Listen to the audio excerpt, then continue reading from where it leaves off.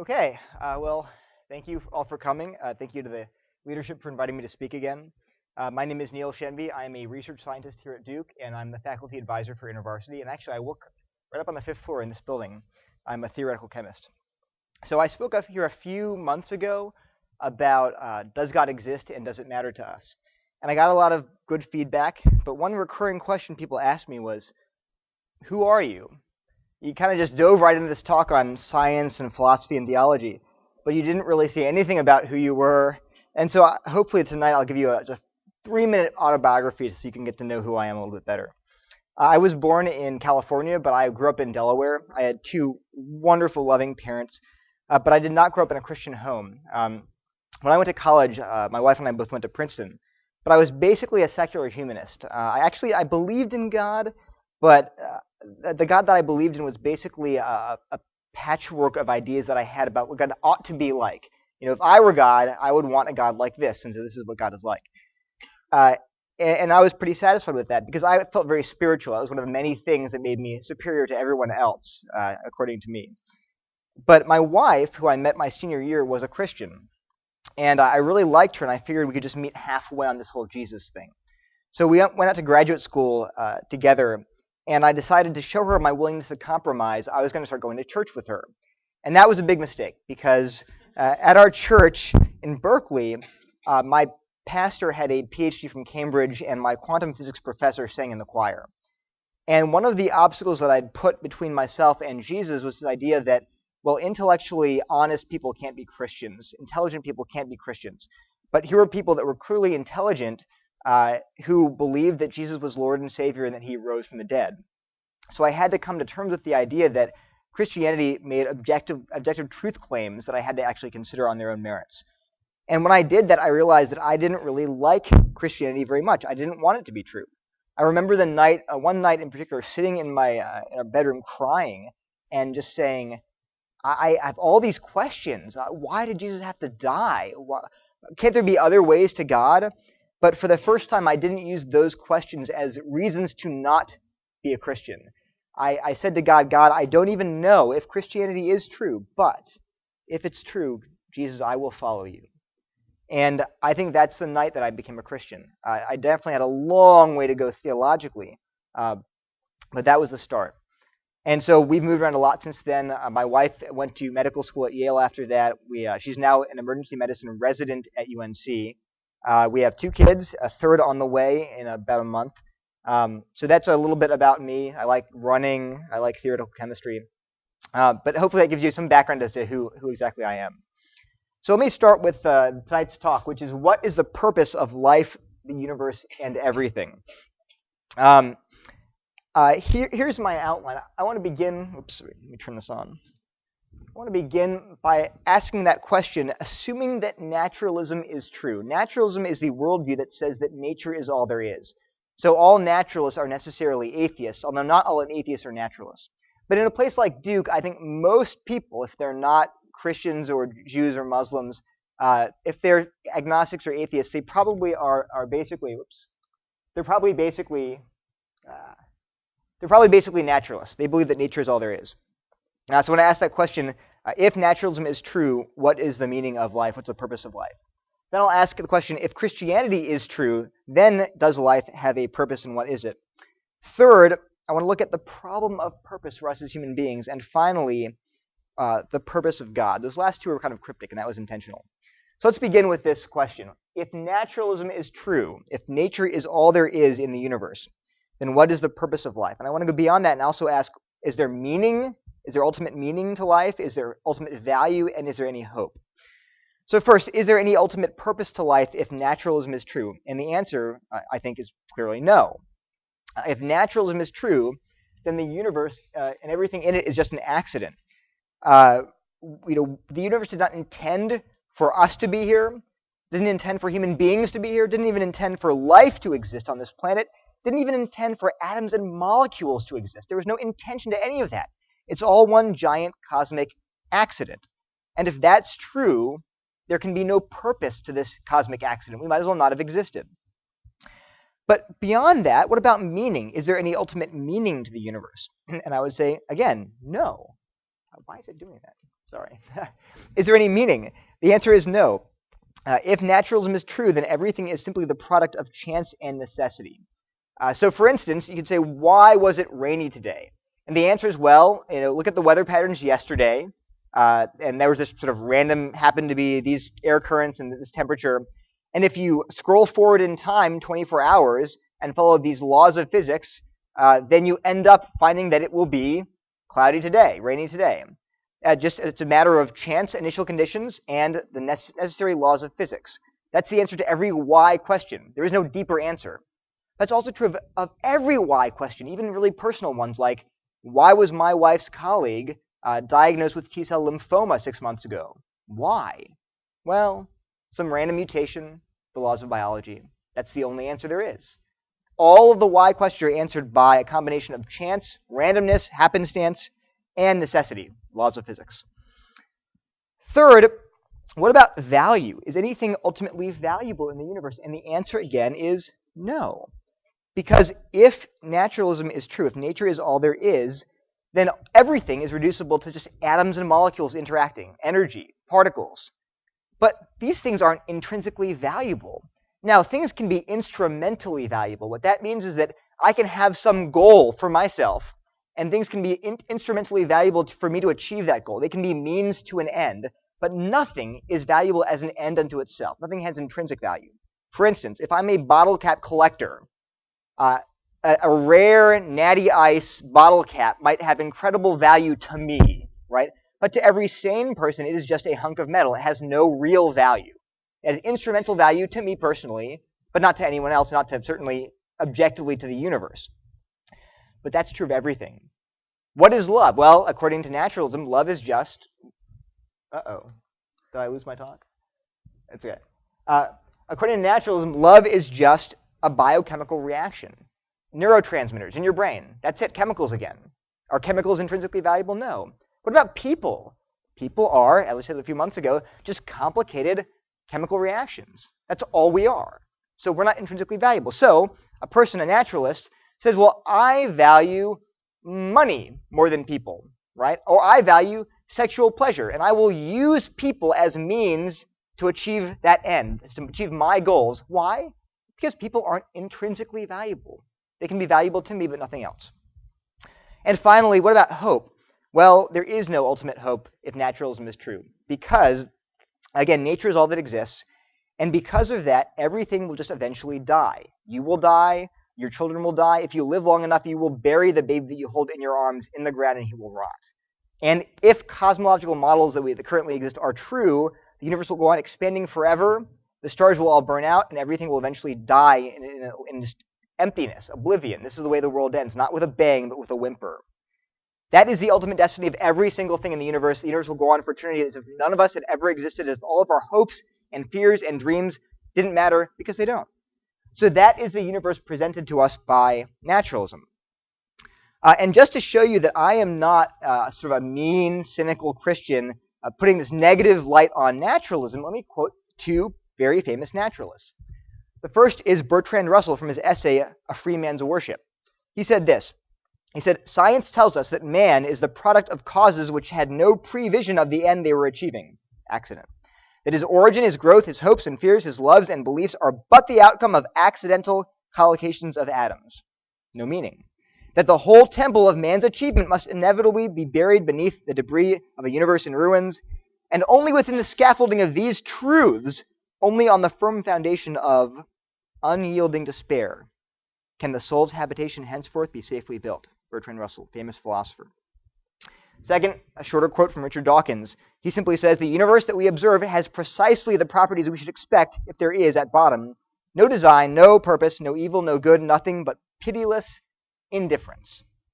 Okay, so again, this has been the position of most atheists throughout history. And the modern atheists, neo-atheists, are much more upbeat because you can't sell this, right? No one wants to subscribe to a worldview like this, and it's miserable. But at least I love this sort of the paleo-atheist, the old atheist, like Bertrand Russell, because they're willing to say, yes, life is terrible, meaningless, awful, horrible. I don't even know why I'm bothering to live. But they admitted that. They saw the logical implications of atheism, and they were willing to deal with that because they believed it was true. Okay. Let me answer a common response to the bleakness offered by these atheists. People will often say, well, okay, I agree. There's not any transcendent, ultimate, cosmic purpose or meaning or value or hope. It doesn't really bother me because, you see, I can create my own. I can create my own purpose, my own meaning, my own value. Now, can we do that? Can we create value for ourselves or purpose or meaning in such a way that it sort of ameliorates or even negates the absence of real, objective, ultimate value and purpose in the universe? And my answer is no. If you think you can create your own meaning and purpose, you are living an illusion. Let me show you why. Imagine that you wake up one morning and find yourself in a huge prison cell, and there are hundreds of other prisoners. Now, some people are just smoking, some people are eating, sleeping, but in the corner of the room, some people are playing Monopoly. And you just wander over there, you decide to join them, you start playing Monopoly too. Days go by, weeks go by, months go by, you get really into Monopoly. I mean, kind of enjoy it. You're playing Monopoly, years go by, you love Monopoly. One morning, a new prisoner is sleeping on the floor of the prison. And when he wakes up, he looks around and he says, Where am I? And I'm like, oh, you're in a prison. And he's like, prison? Why? What's the purpose of this place? And I say, my friend, Monopoly. That is why we're here. It's our purpose, Monopoly. And he says, what? I have a wife and children. I have friends that I love. I'm stuck here in this prison cell with gray walls, and you tell me it's Monopoly? I'm here for Monopoly? And I say, yeah, it's a really good game. He'd look at me like I'm crazy, and he's right. I am crazy. I am kidding myself. But it gets worse. Imagine that one day we're all sitting around playing Monopoly, and the guard comes over casually, pulls out a knife, and sticks it in my friend's chest. And he screams, and he writhes, and blood pours out of the wound, and he writhes on the floor in agony, screaming and whimpering and gasping out his last breaths. But I, close my ears, put my hands like this, and I keep playing Monopoly, and all of us do that. The next day, it happens again. The next day, it happens again, and again, and again. And at the end of the week, that new prisoner comes to me and says, he's shaking and trembling. He says, how can you just keep going on playing your stupid game? People are dying. They're being killed and tortured. And you just play there with your game. Why is this happening? And I say, Monopoly, Monopoly. It's all about Monopoly. Again, I am living a lie. I am pretending as if there is purpose to the prison, when for all I know, there's no purpose at all. I'm just there. People are being tortured and dying all around me. And this is the universe that we live in, people. This is exactly what the existentialists realize, like Camus and Sartre. We are living in that universe with a certainty of death, people dying all around us, misery happening all over the world, and yet here we are in America playing Monopoly. In America, you can get away with that because everyone's basically agreed to play the same game. We're all playing Monopoly. Some people are cheating, some people are playing nicely, but we're all agreed on playing Monopoly. But go to sub-Saharan Africa, where rebels come in every year or so and just cut off your hands. And suddenly it doesn't really feel palatable to say, I'll create my own purpose. It's Monopoly. Okay, but second, what about meaning? I said, well, okay, what about meaning? I can create my own meaning, really. Let's say you guys go back to your dorm room tonight, and you find a bunch of Scrabble letters just all over the floor. It says like RSTLNEAPQX, and you're like, what is this? So you call your roommate over and you say, what does that mean? And he says, oh, it says, puppies are cute, go have some strawberry ice cream. And you're like, what? Is that what it means? He says, well, not objectively, but I created my own meaning. And you're like, no, you didn't. That has no meaning. It is meaningless, right? Exactly. So this is the difference between Scrabble and Shakespeare. Shakespeare, when I read a Shakespearean sonnet, it has meaning. Why? Because it had an author. He can impart meaning to the text. He has authorial intent. He communicated something to you in the text, and I can read the text and try to understand what he was getting at. But if I pull a handful of letters out of a Scrabble bag at random, it has no meaning because it has no author. Okay, so if I think I can impart meaning to Scrabble letters, I'm just as foolish as that roommate who thought he could also. What about value? Can I create my own value? No, not in any meaningful sense. Let's say you say, well, I understand that human beings aren't objectively valuable, intrinsically valuable, but I value human beings. I value them. They're valuable to me. Okay, fair enough, but that's just your subjective personal opinion. What if someone else says, yeah, what I value is money, and human beings, I could give or take human beings, so I think I'll kill some human beings and take their money. So my value, ultimate value, is money. That's me personally, my own personal subjective value. Now, what do you say to him? Your values stink. Well, he says to you, well, your values stink. So who's going to adjudicate between your two different opinions? No one. again, there is no objective, intrinsic value to anything. It's all just a matter of opinion. Finally, hope. People sometimes say, well, all I want is for my children to have a better life than I did. I hope they will. You hope, that's just wishful thinking. You have no idea whether they will or not. There could be a nuclear holocaust. There could be a zombie apocalypse. And one day, in a few 100,000 years, whatever, there will be a last generation, and they will not be able to say, I hope for my children better things. No, sorry, no more children, end of story. And one day again, there will be no human beings, again, if naturalism is true, and that's it. No hope.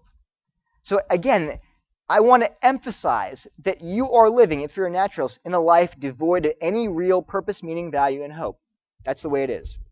Okay, now what about the Christian worldview? Is there purpose, meaning, value, and hope if Christianity is true? Let's ask that question.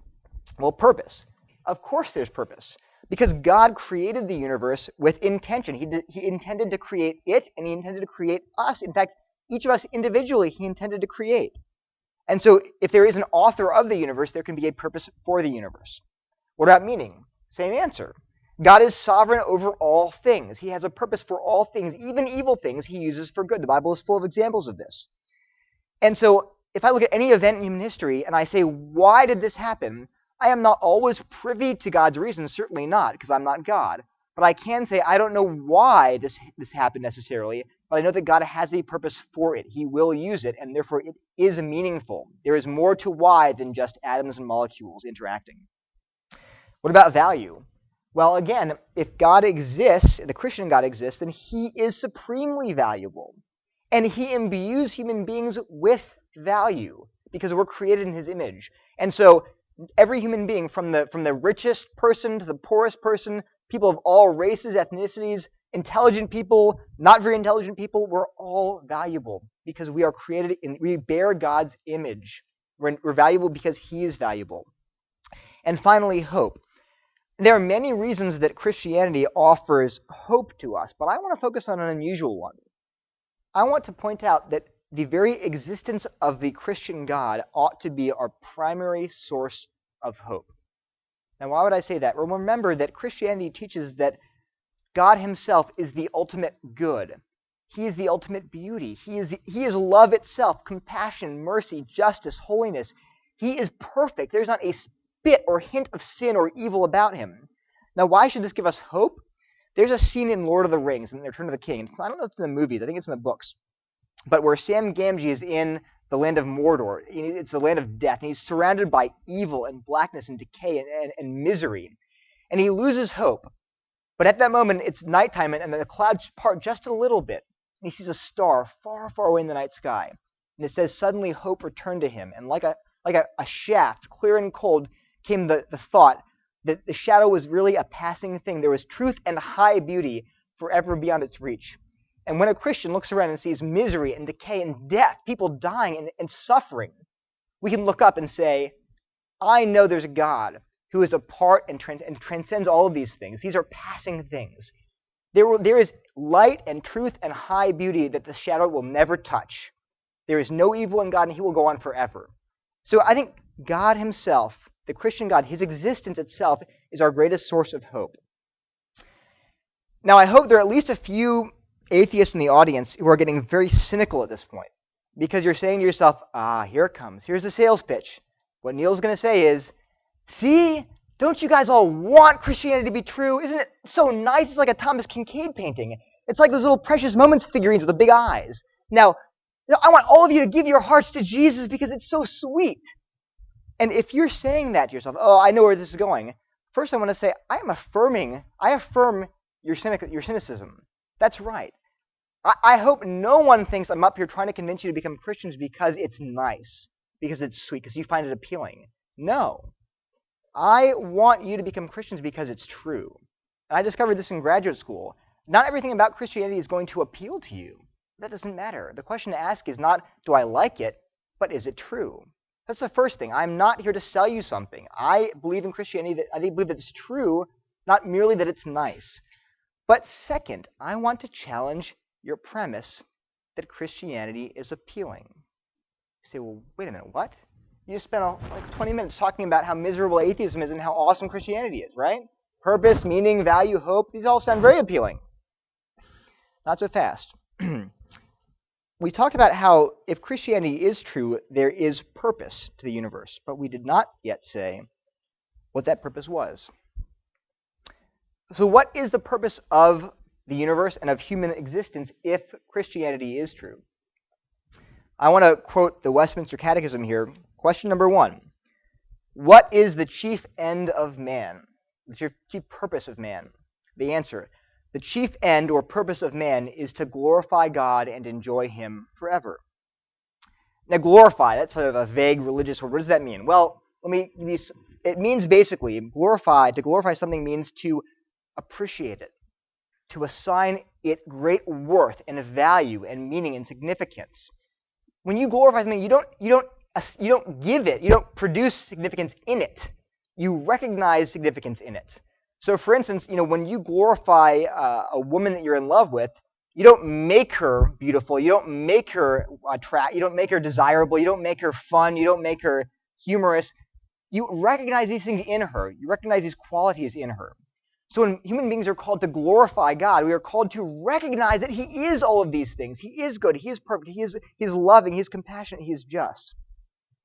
Now, how do we glorify God? Let me give you just 3 ways. We're called to love, to trust, and to obey. That's what it means when we recognize God's supreme worthiness, His goodness, we love Him, we trust Him, and we obey Him. Now again, you might be saying, why is that a problem? Okay, you glorify God by loving, trusting, and obeying Him, check, check, check. Why would that be a problem to us? Let's dig a little deeper into what that means. What does it mean to love God? To love God means that all of your deepest affections, your ultimate joy and delight is found in Him. You love football, you love your children, you love your wife, you love Duke, but you love God more. Your affections are ultimately directed at Him, towards Him. It's interesting, I think maybe for us as Americans, it might be better to say that we're called to be in love with God. Because what it means, when we say we're in love with a person, it means that we actually enjoy thinking about them. We just delight in it. When you're in love with a woman, you wake up in the morning and think, oh, she's alive. I remember when I was dating my wife, I told her, I said, I am just glad that you exist. It's great that, of course I enjoy the fact that you're actually dating me. But just knowing that a person like you exists, even if we weren't dating, I would just be happy knowing that we're true. That's what love is recognizing someone's beauty and worth and goodness. Being in love with someone, that's what we're called to be with God, to recognize His goodness, His perfect goodness. Now, what does trust mean? Trust means that what God says, we believe. Right? Why? Not because it's just blind faith, but because God is trustworthy. We've seen in the past how trustworthy He is, how He never lies, how He always keeps His promises, and therefore in the future, we trust Him. Again, my wife could say some crazy things to me. If I came home one day, my wife's like, don't go in the house, there are pirates inside. I might be like, that's sort of strange. We're not living in like the 17th century. But I wouldn't go in the house. I mean, I might think she's a little weird. Maybe she got things a little bit wrong. But I would trust her enough to say, you know what? She's never lied to me before. She is trustworthy, therefore I give her my trust implicitly. Same thing with God. When He says something, because we've seen Him over and over again keep His promises, we say, you know what? It sounds funny, but this time I'm going to just trust Him because He's trustworthy. Finally, obey. And this is perhaps the hardest part, but when God commands us, we do it. We don't say, well, God, thank you for your advice. I'll take it under consideration. We simply obey. He commands, we obey. Now, again, why is this a problem? Well, think about it. Love. We're called to love God, to be in love with God.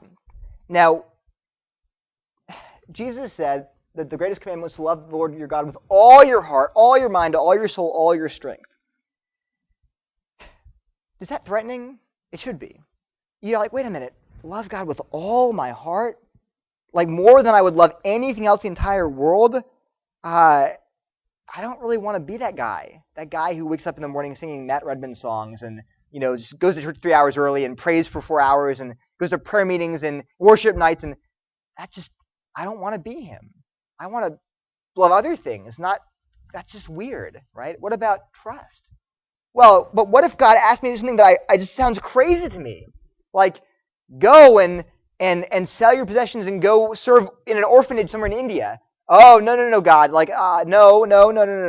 I know you've promised that obeying you will be good for me. I know that what you say is good, but I really want veto power over that. I'll trust you up to a point. Or maybe what if I feel like God has forsaken me? What if this whole Christianity thing is not working out? You know, I let Jesus into my heart, and then I didn't get an A on that test. I didn't get into the med school I wanted to. And there are all these things I'm not doing because I'm a Christian, and I don't even feel God's nearness to me. I know He's promised that He'll never leave me or forsake me, but do I really have to trust Him like this? Even if it's just terrible for years and years? Oh, yeah. No. I have my self-respect. I have my dignity. You can't treat me that way. I'm not going to trust Him after all that. Yeah, I know. It's hard, isn't it? But lastly, obedience. You're telling me I have to obey God at whatever He says, all of His commands immediately and joyfully? Yeah. But like what? Well, Jesus said to give radically to the poor and needy. So give radically. Give in ways that are not sane, that no one else is doing. Look, they have these nice stuff. They have a big screen TV. Can I have one? No. Sell it. Give it to the poor. Okay, I guess. Well, what else? Well, Jesus says forgive your enemies. Oh, but not those guys. Those are terrible people. They hate me. Yeah, Jesus said forgive your enemies. Love those who hate you. Bless those who curse you. Oh, I'll think about it. No, don't think about it. Do it. Jesus says it. Jesus commands it. What about sex? God says sex is for within marriage, not outside of marriage. Oh, no, everyone else is having sex, even these good Christian people. No, God says you shall not. You shall not. You must obey. And we feel so threatened, do you see? Our purpose is to glorify God by loving, trusting, obeying. That's the problem with purpose. We can't live with it, and we can't live without it. A universe without purpose is a universe of just insanity, meaninglessness, emptiness, absurdity. It's miserable, makes you depressed. But a universe with objective purpose is one in which I don't create the purpose. It's just there. I am obligated to obey it. That is my purpose in life. So I don't get to choose and pick and choose and say, well, I don't like this purpose. Well, too bad. It's the whole point of objective purpose. It's just there. So now do you see why we have a problem with purpose? Let me read them. I'll read them to you because it's very small up on the screen. This is from Thomas Nagel. He's an atheist or agnostic in his book, The Last Word.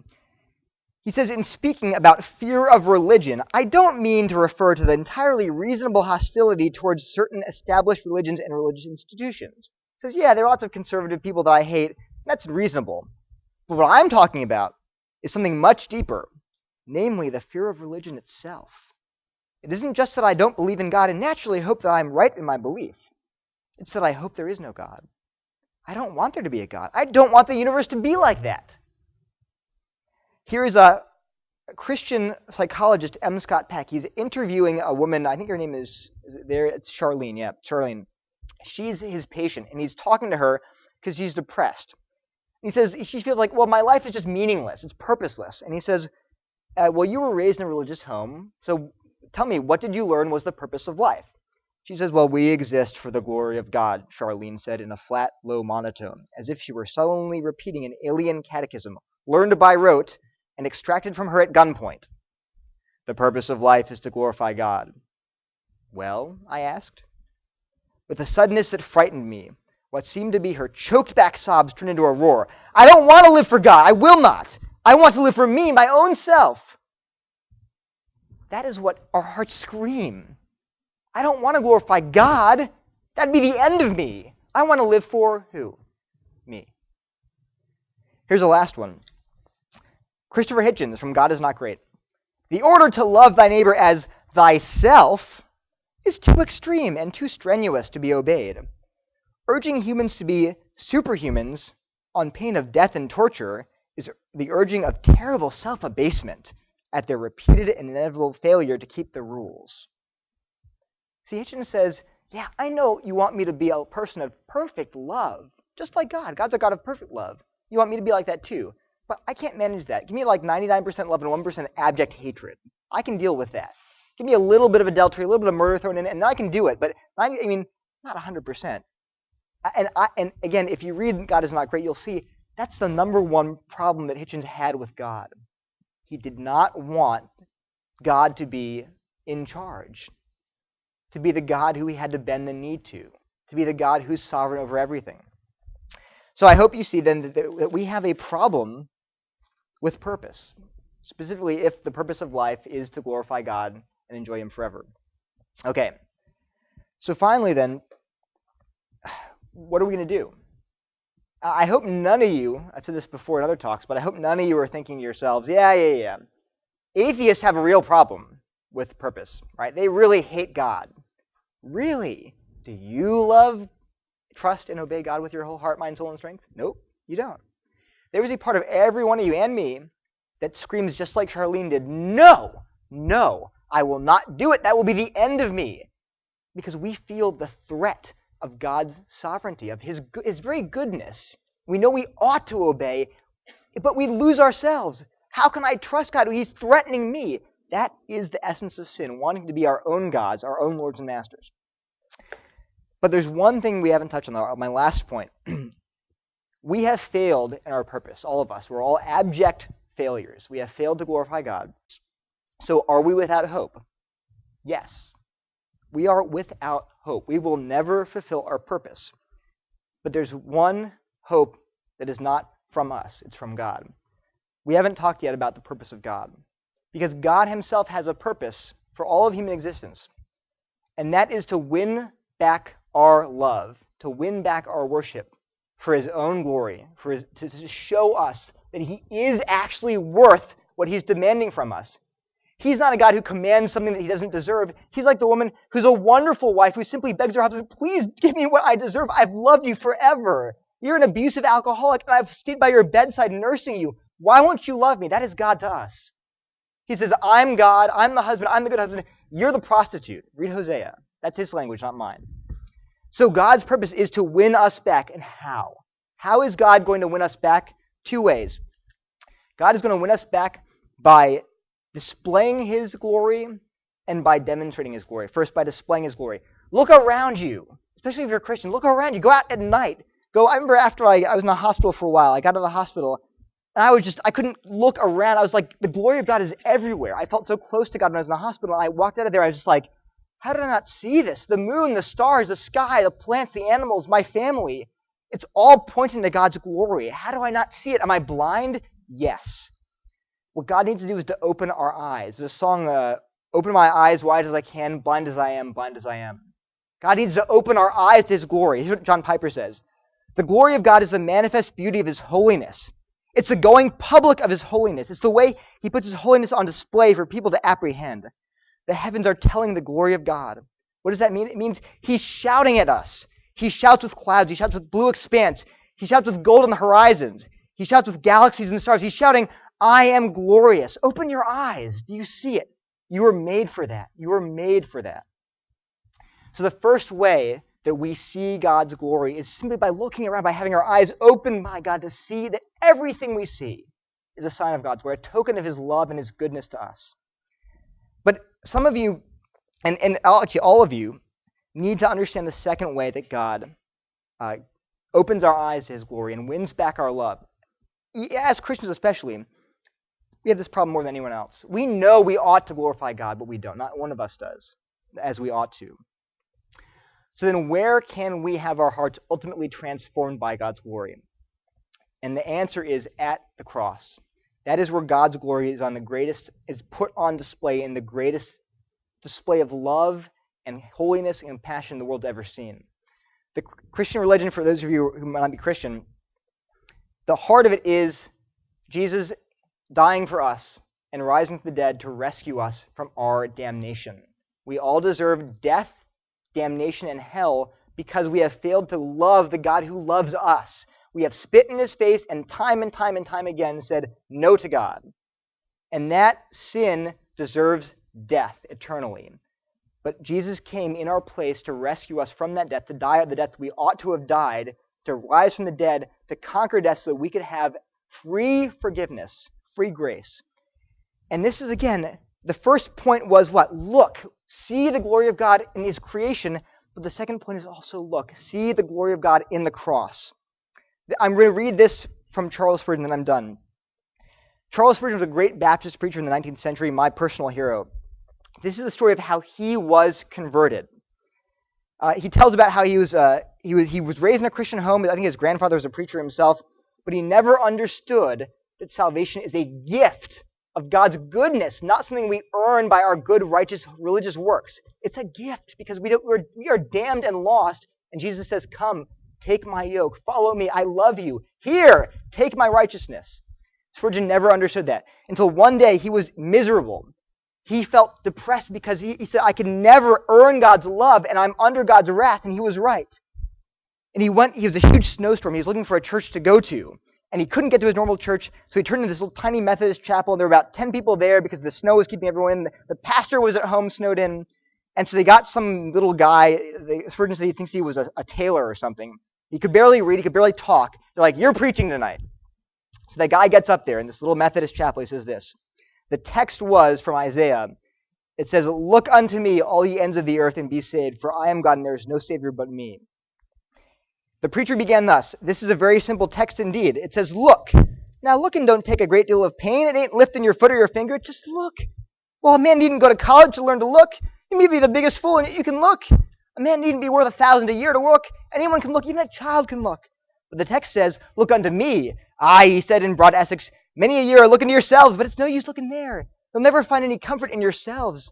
Some say, "Look to God the Father." No, look to him by and by. Jesus Christ said, "Look unto me." Some say, "We must wait for the Spirit's working." You have no business with that now. Look to Christ. The text says, "Look unto me."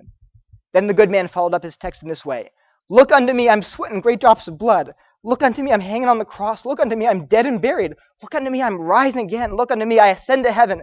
Look unto me, I'm sitting at the Father's right hand. Oh, poor sinner, look unto me, look unto me." And he looked right at me. This is Spurgeon talking. He looked at me as if he knew my heart, and he said, "Young man, you look very miserable. And you will always be miserable, miserable in life and miserable in death if you don't obey my text.